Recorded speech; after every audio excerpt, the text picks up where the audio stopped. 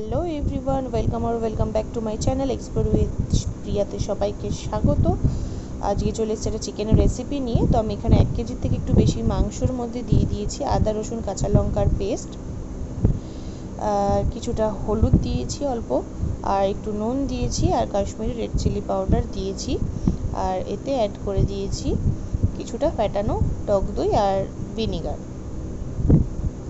ভিনিগারটা optional, যেহেতু টক দই দেওয়া হচ্ছে ভিনিগারটা না দিলেও হবে, টক দইয়ের সাথেই কিন্তু হয়ে যাবে। তো তারপর এতে অ্যাড করেছি কিছুটা সর্ষের তেল। সর্ষের তেলটা দিয়ে ভালো করে মাংসটাকে ম্যারিনেট করে নেব, যাতে প্রত্যেকটা চিকেনের মধ্যে কিন্তু ভালো করে মশলাটা ঢুকে যায়। আর এটাকে ম্যারিনেট করে রেখে দেবো প্রায় 40 থেকে 45 মিনিট। তারপর একটা গরম কড়াইতে আমি কিছুটা সর্ষের তেল নিয়েছি, আর তাতে কয়েকটা আলু আমি এরকম বড় বড় করে কেটে নিয়েছি, খুব বেশি বড় আমি করিনি। আর তারপর এতে গরম তেলে দিয়ে দিয়েছি একটু নুন আর হলুদ, যাতে আলুগুলো ভালো করে তাড়াতাড়ি সেদ্ধ হয় আর কালারটাও ভালো আসে।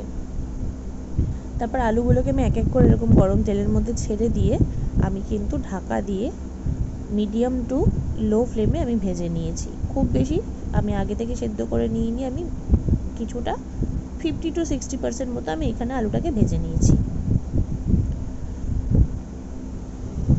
তারপর আলুগুলোকে আমি এক এক করে তুলে নিয়েছি, ভাজা হয়ে গেছে। তারপর গরম তেলের মধ্যে আমি দিয়ে দিয়েছি 3-4টে তেজপাতা, আর কিছুটা গরম মশলা, দারচিনি, লবঙ্গ, এলাচ, আর দুটো শুকনো লঙ্কা। তারপর এতে কিছুটা জিরে ফোড়ন দিয়ে দিয়েছি। মশলাটাকে ভালো করে ভাজা হয়ে গেলে এখানে একদম ফাইন চপড করে নেওয়া পেঁয়াজ দিয়ে দিয়েছি, আমি একদম কুচি কুচি করে ছোট ছোট করে কেটে নেওয়া পেঁয়াজ।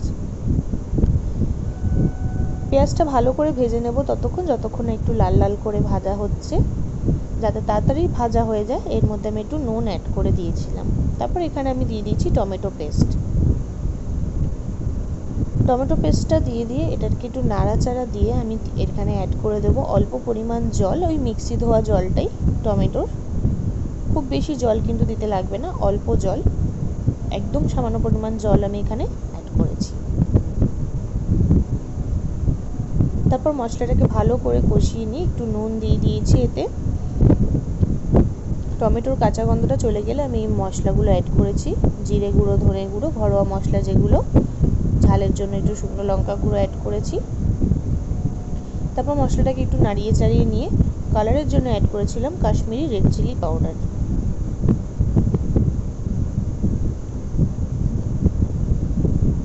দেখো আস্তে আস্তে কিন্তু তেল ছাড়ছে অল্প অল্প করে। মশলাটাকে ভালো করে কষিয়ে নেবে, যাতে যতক্ষণ কষাবে মশলা ততই কিন্তু মাংসের টেস্ট আরও বাড়বে। মাংস যত কষিয়ে কষিয়ে রান্না করবে ততই কিন্তু মাংসের টেস্ট আরও বেড়ে যাবে। তারপর এখানে ম্যারিনেট করে রাখা চিকেনটা আমি এখানে দিয়ে দিয়েছি। এটাকে ভালো করে আমি মশলার সাথে মিশিয়ে নেব।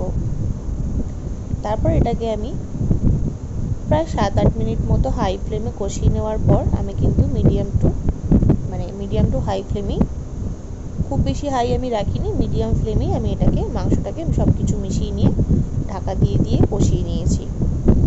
দেখো কতটা জল ছেড়েছে, আমি কিন্তু ওই টমেটোর জলটুকুনি ছাড়া আর কোনো জল অ্যাড করিনি, তাও চিকেন থেকে অনেকটাই জল ছেড়েছে, আর তেলও কতটা বেড়েছে। দেখো এই সময় আমি আলুগুলো দিয়ে দিয়েছি, কারণ আলুগুলো কিন্তু আমি খুব বেশি সেদ্ধ করিনি, মানে ভেজে নিইনি খুব বেশি, তো একটু আগেই দিয়ে দিয়েছি, যাতে এই মাংসের যে জলটা ছেড়েছে, তেলটা ছেড়েছে, তার সাথে মিশিয়ে সেদ্ধ হয়ে যায় বাকি আলুটা।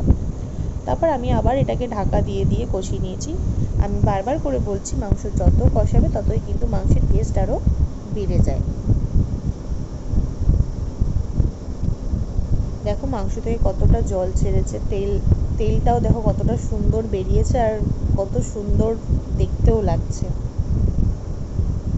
তারপর আবার ঢাকা দিয়ে আমি এখানে কষিয়ে নিয়েছি। আমি ঢাকা দিয়েই কিন্তু এটাকে কষিয়েছি প্রায় 20 থেকে 30 মিনিট আমি মাংসটাকে কষিয়ে নিয়েছি। তারপর এখানে একটু গরম মশলা অ্যাড করে আমি নামানোর আগে মিশিয়ে নিয়েছি। আর এটাকে আমি সার্ভ করেছিলাম পোলাওয়ের সাথে। আমার শ্বশুর শাশুড়ি এসেছিলো, তো ওনাদের তাড়া ছিল বলে আমি তখন ভিডিওটা নিতে পারিনি, কিন্তু পরে এইভাবেই আমি ভিডিওটা নিয়েছি। টাটা।